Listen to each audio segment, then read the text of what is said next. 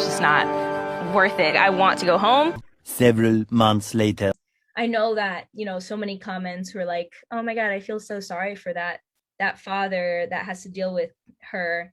Ride or die! Shall we get into it?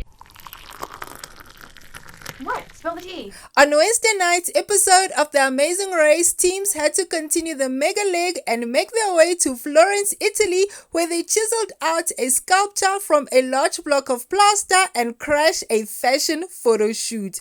Sharik was whining through half of the episode, and she was still whining that she wants to go home once they hit the mat. Phil informed the father-daughter team that they had finished in 9th place, and even then, Sharik was begging Phil to send her home to New York.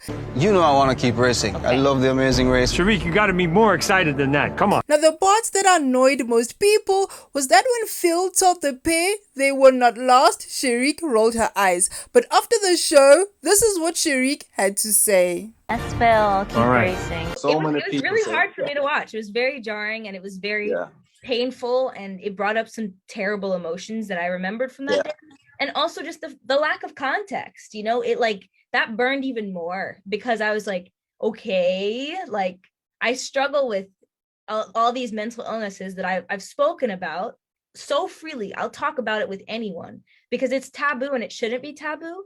And so 2 minutes later. So the way my anxiety tends to manifest is a lot of times I just need to remove myself from a situation.